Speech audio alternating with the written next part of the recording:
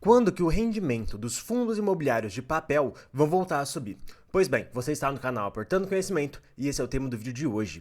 E na verdade, esse vídeo aqui ele é uma continuação de vários outros vídeos que a gente tem aqui no canal falando sobre o impacto da deflação nos fundos de papel. Então aqui eu vou recomendar que você assista esses vídeos, mas lá no final do vídeo, então pode focar nesse vídeo daqui que depois eu recomendo esses, tá bom? Mas dando agora continuidade à nossa análise, só uma contextualizada rápida. O que vem acontecendo com os fundos imobiliários de papel? Bem, basicamente o rendimento deles vem caindo bastante nos últimos meses. E por que isso vem acontecendo?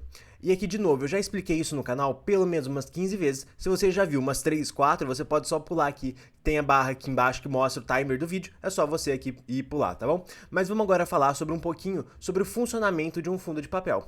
Porque um fundo de papel, ele tem vários CRIs em carteira e basicamente uma parte desses CRIs é amortização, uma outra parte é a correção monetária e uma outra parte é os juros. Para ficar mais fácil, vamos dar o exemplo de um CRI de R$50 mil a um juros de IPCA mais 7,5%. Esses 50 mil que o fundo imobiliário emprestou, ele vai receber de volta como amortização e esse dinheiro vai ser usado para emprestar para outra pessoa por outro CRI. Agora, essa correção monetária seria a correção da dívida que a pessoa tem pelo IPCA, que é o indexador utilizado nesse exemplo, e os juros seria esse 7,5% sobre o valor da dívida. Então, na verdade, qual que é o grande problema do fundo imobiliário de papel?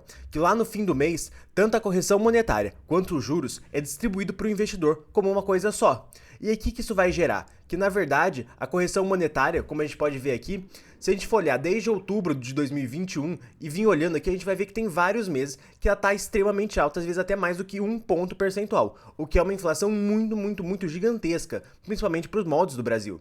E a gente consegue ver que a partir de julho desse ano, ela começa a ser uma deflação, ou seja, a inflação começa a ser negativa, o preço das coisas começa a cair. Isso vem impactando bastante a correção monetária dos fundos imobiliários e, por consequência, afetando consideravelmente os rendimentos dos FIIs. Obviamente, isso só acontece para os FIIs de papel. Os FIIs de tijolo não tem CRI em carteira, não tem nada disso, são só imóveis mesmo. Então é importante destacar esse ponto. Então, na verdade, quando a gente olha, o que está acontecendo? Aqui eu peguei o exemplo do IRDM e ele paga mais ou menos por mês por volta de 71 centavos. Só que se você for olhar o rendimento dele, você vê que é bem maior do que 71 centavos. E por que é bem maior? Porque toda essa diferença aqui é a correção inflacionária. E basicamente, conforme a correção inflacionária foi diminuindo nos últimos meses, chegando até a ser níveis negativos, a gente consegue ver que o tanto que ele vem pagando vem diminuindo bastante. E aqui eu não coloquei o tanto de correção inflacionária que vai ter, porque é só uma projeção do futuro, então não faria muito sentido. Mas aí que fica a grande pergunta: quando que esses rendimentos vão voltar a subir? Bem, na verdade, isso vai acontecer quando a deflação acabar e voltar a ser uma inflação normal, como a gente tem no Brasil e sempre teve. Mas a grande questão é quando que isso vai acontecer. Bem, e esse é o assunto do vídeo.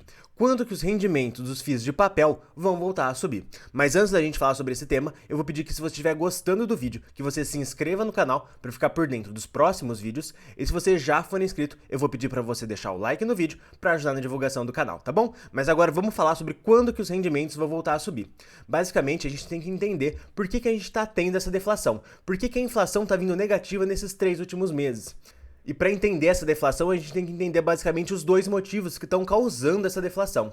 O primeiro deles é o corte de impostos.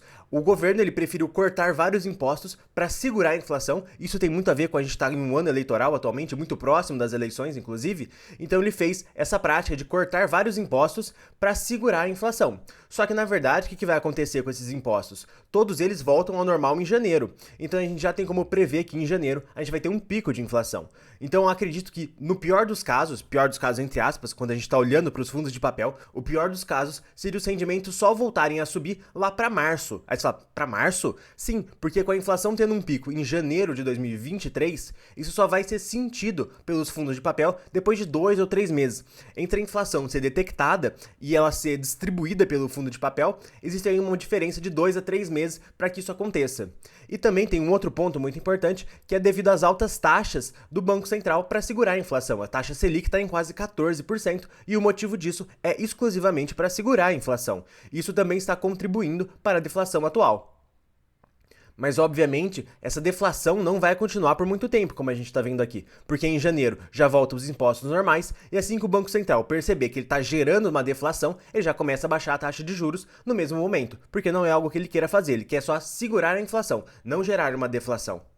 Então aqui a gente já consegue prever que muito em breve a gente vai voltar a ter uma inflação positiva. Óbvio, muito diferente desse 1,5, 1 ponto percentual ao mês. Seria algo mais perto do 0,2, 0,3, 0,4, que seria uma inflação normal.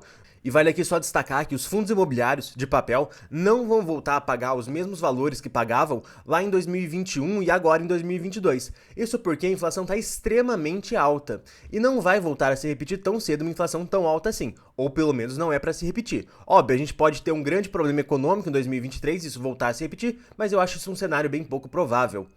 Mas então, como que seriam os rendimentos dos FIIs de papel para 2023? Seriam maiores do que os atuais, porque os atuais estão já sofrendo com a deflação, que ela já foi sentida em julho, já começou a impactar os rendimentos de setembro. Então a gente já está vendo o impacto dessa deflação nos rendimentos atuais dos FIIs. Então eles devem aumentar ainda um pouco os rendimentos, mas não devem aumentar tanto assim quanto a gente vinha aqui, porque a componente inflacionária desse período aqui era realmente gigantesca e insustentável a longo prazo no Brasil. E aqui só lembrando de novo que, em média, os FIIs de papel eles têm uma defasagem de 2 a 3 meses entre a inflação realmente existir e ser detectada pelos institutos de pesquisa e realmente for repassada como rendimento, tá? Então é bom ter essa noção que existe esse tempo de 2 a 3 meses para que isso aconteça. Mas será que isso realmente é um problema para os fundos de papel? Bem, esse vídeo vai chegando ao fim agora, mas eu vou recomendar que você assista esses dois vídeos, um que fala do real impacto da deflação nos fundos imobiliários de papel e o outro que fala se já está na hora de comprar fundos de papel ou não. Gente, muito obrigado a todos e até o próximo vídeo.